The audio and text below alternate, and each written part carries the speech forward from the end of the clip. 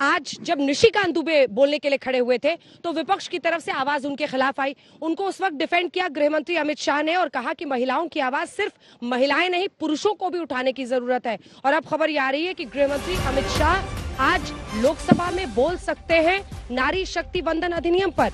हिमांशु, देखिए, बिल्कुल गृह मंत्री अमित शाह जो हैं वो इस डिबेट के अंदर इंटरवीन कर सकते हैं और जिस तरीके से जो है उनका पॉलिटिकली के साथ साथ टेक्निकल इश्यूज को वो बहुत क्लियर कर देंगे।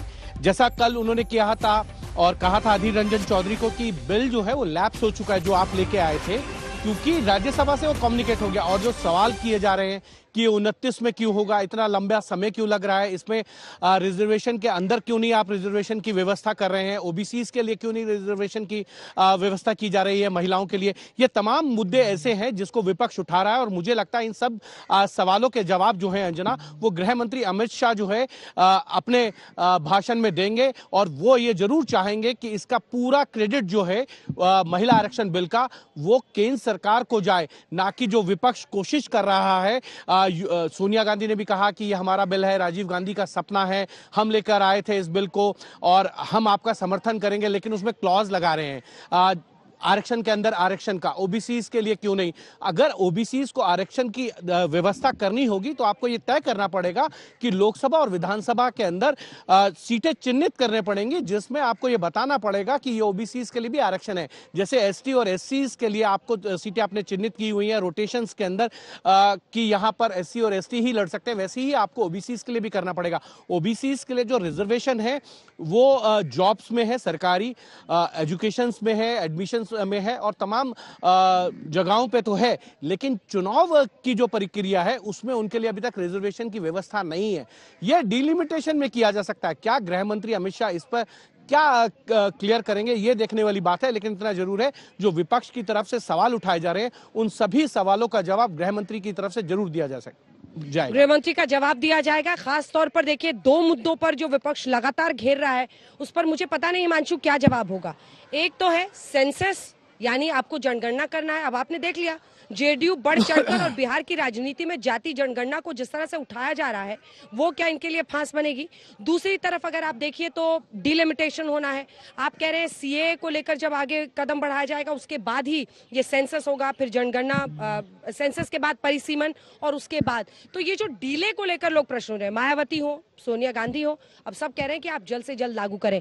देश के गृह मंत्री अमित शाह आज बोलेंगे लोकसभा में और अक्सर ऐसे मुद्दों पर जिसको कहा जाता है कि टेक्निकल एस्पेक्ट्स पर भी अपनी बात वो कहते हैं।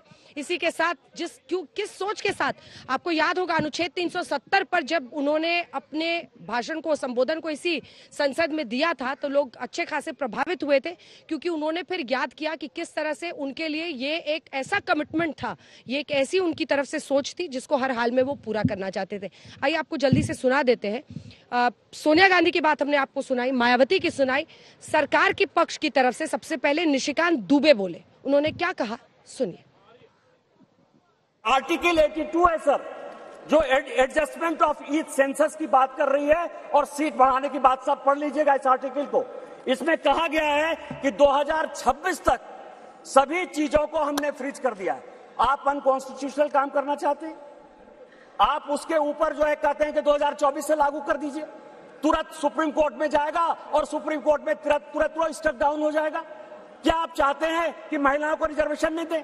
और जिस तरह से आप केवल राजनीति के माध्यम से इस महिला रिजर्वेशन को लॉलीपॉप बनाते रहे, घुमाते रहे, वही भारतीय जनता पार्टी करे। हमारे प्रधानमंत्री जी हैं जो कहते हैं कि जिसकी मैं शुरुआत करता हूं उसका अंत भी करता हूं। यदि ये महिला रिजर्वेशन यहाँ आया है तो महिलाओं को अधिकार मिलेगा, मिलकर रहेगा, दुनिया की कोई ताकत इसको नहीं रोक सकती है। आप 334A जो आपने प्रावधान किया है वो अनिश्चित काल तक चलता रहेगा और 2024 का भारी जुमलेबाजी करके महिलाओं को छलने का काम करेंगे। लेकिन महिलाएं, इस देश की जनता आपकी जान गई है, आप भारी जुमलेबाज हैं, आपके किसी जुमले पर उसको भरोसा नहीं है, उसको विश्वास नहीं। बिहार में आपको जरा सीखो यार, बिहार से सीखो। अभी बता रहे हैं बिहार पहला राज्य है, ये भाषण दे रहे हैं, बिहार पहला राज्य है जो 2005 में सरकार बनी, 2006 में 50% महिलाओं को आरक्षण दिया।